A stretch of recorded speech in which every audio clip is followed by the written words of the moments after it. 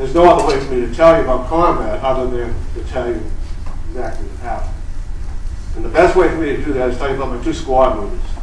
Now, one of them was named David Field, and he was from Santa Barbara, California. He's one of those guys that you hate when you meet him, you hate them because they're handsome, intelligent, funny, courageous, everything you want to be. And at first you don't like, I don't know if you ever had the experience, maybe you have those people. When they start to show affection for you and friendship for you, it makes you feel better. David Fielding was an incredible guy. He spoke Spanish, so he could communicate with the Spanish-speaking soldiers. And he was the head of our squad. Our squad is about 10 to 12 men. There are 4 squads in a platoon, about 50 men, 4 platoons in the company. You hear those terms, platoon, company, and squad a lot. So his goal as our squad leader was to make sure two things. Number one, no one got killed or wounded seriously. And the other one was that we didn't harm any Vietnamese people that we came in contact with, which happened on a daily basis. We could easily have carried rifles and running the show. We easily could have become abusive to the Vietnamese people. David loved the Vietnamese people. And often when we stop in a village, he would end up dining in some village in Hooch. We'd be looking at David, he'd be in some Hooch, which is a straw hut you've seen, eating with some indigenous Vietnamese family. I don't know how many times he did that. But if he was ever missing this, we knew where he was eating. David used to get clothes delivered to him at least every month, sometimes more often. And he would give the clothes out to the Vietnamese people. And one day, we're in South China Sea. He got a couple of packages of clothing. He started giving them out to the kids in the village. There was about 40 kids. And it just so happened he had about 40 pieces of clothing. And he finished giving them out to all the kids. And he decided to take a dip in the ocean because he was from Santa Barbara, California.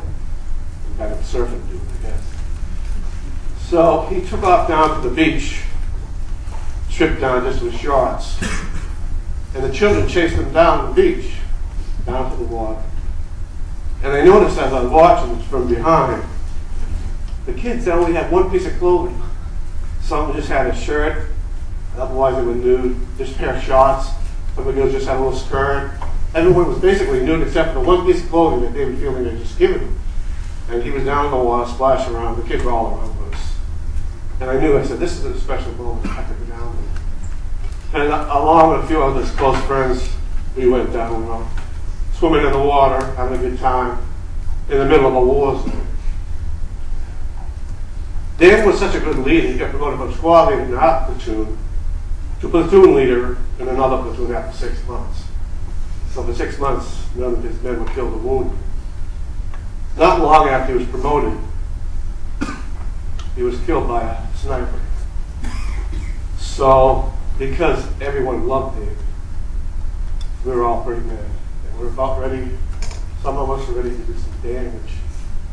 And others remember what David was like and what he was about. He was about compassion and about loving these Vietnamese people. He loved everything. So the night he was killed, or actually the night after the day he was killed, it was, we're meeting in a base, this area where our base, and a lot of guys were upset. A lot of guys wanted to kill somebody, they wanted to seek revenge. The guys who knew David the closest, knew him the best, said, that's exactly what he doesn't want us to do. So sure enough, the next morning we moved into a village. I knew something bad was going to happen. As soon as I stepped into the village from the jungle, in front of me, some of my fellow soldiers were ready to set fire to a hooch. And to my right was the old mother, about 40 years old, an old man, older than me, and some two young girls, and everyone was crying. And one of my fellow soldiers was about ready to set fire to the hooch. And I said, no, you can't do that, man. That's not what David wanted. And he was determined to set fire to the hooch. And I stepped in front of him, and I'm thinking, here I am, we're getting beaten up by some fellow soldiers. Just like, Vietnamese people. And just at that moment, a machine gun fell across my shoulder, held by Jesse Palmer, the black soldier you saw on the film in the beginning, still photos. And Jesse, who had replaced David as a squad leader, said, "You're not going to burn this hooch." And all throughout the village, there was this conflict between people who wanted revenge for David's killing and people who wanted to perpetuate his compassion. And that village got burned down that day. Jesse Palmer and I were the last two people to leave the village. Everyone left. We were about 100 yards behind everybody, maybe more. And before we left, we gave the people whose house we protected $100 American money. It turned out $100 American money was probably a year's salary from them.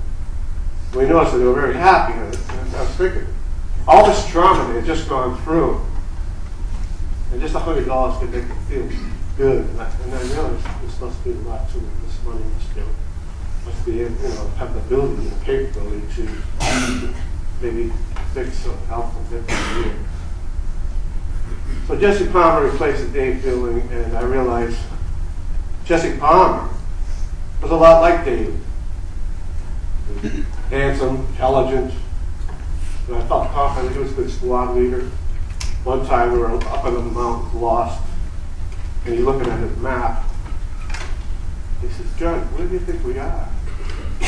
And I didn't want him to think that he didn't know, or that he wasn't capable of leading that squad because he was a black soldier from Houston, where, blacks were not treated equally. And I said, "I don't know, where do you think where do you think we are?" He said, "Right there." I said, "Well, that's where we are."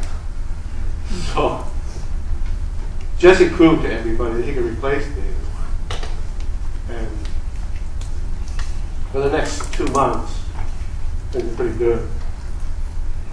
Then we started doing some really foolish things. We started going out at night. The upper echelon guys, the brass, were not happy with the amount of contact we were making.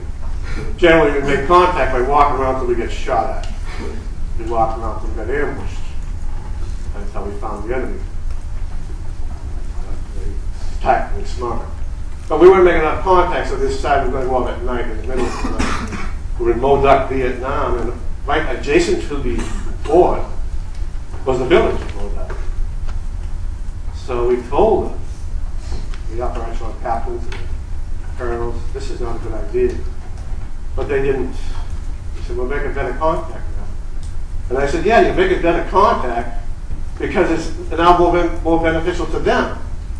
Sure enough, about a week later, a platoon went out in the middle of the night, coming back, right same way, and they were ambushed, hand-grenade ambush, and most of them was killed or wounded. So they only relented. The upper brass didn't affect the upper brass, and they didn't really seem to think that was a great tragedy. So they decided we got one concession. We would go up at sunset or just before sunset. So on September 8th, we went out just before sunset. We had about an hour before it got dark. And we camped by the South China Sea near Modoc. And I was sitting with Jesse Palmer, and we were both getting shot. Do you know what getting shot means in Vietnam? It means you have less time. We had like 2 or 3 months or less. It's time when you actually get more nervous. So I told Jesse, I said, "Jesse, we're going to be home in a couple of months. I want you to go up to Boston, and I want you to see my family. I won't be home in a month." And he said, "Yeah, that's great, that's great." And I said, "When we get home, I get home, we go up, we can play ball and stuff like that." And Jesse Palmer said to me, "You mean to tell me that black guys and white guys can walk down the street in your town together?" And that's just like so surprising to say that. I said, "Yeah, of course. Why not?" He said, "That doesn't happen in Houston, Texas." And then I'm saying, wow. He's fighting for a country where he can't walk down the street with certain people. He's a second-class citizen in a country that he's given his life for. So anyhow, I told him, I said, "Stephanie, we'll do it." when we get home. So then we were called by the lieutenant. We had to move out. And our squad was going to be on front. I was going to be on the point. And, as we were getting, I wrote to the lieutenant, but he was standing in front of me, the Jesse was standing very right, about 4 feet away. And I heard a couple of pop sounds. And I thought, well, that's our guys firing M79 grenade launchers. And the next thing I know, 2 explosions right to my right side, blew me up into the air. And I crawled, my left leg was broken. I tried to stand up, I couldn't stand up. So I crawled away from where the explosions were, going to. And then I realized I can't crawl anymore. I'm just crawling away toward the enemy. And a Mexican-American soldier named Ricardo Guajardo was from Laredo. He came and got me, brought me back to the unit, and they called it a dust bar. And I said, where's Jesse? And I said, he's okay, Jesse's okay. And then the dust off finally came in. He carried me to the Lower Lafayette James, the black soldier from Florida, carried me to the helicopter. And in the helicopter, and they said, you got the $1 million wound. And the $1 million wound is the one that gets you home.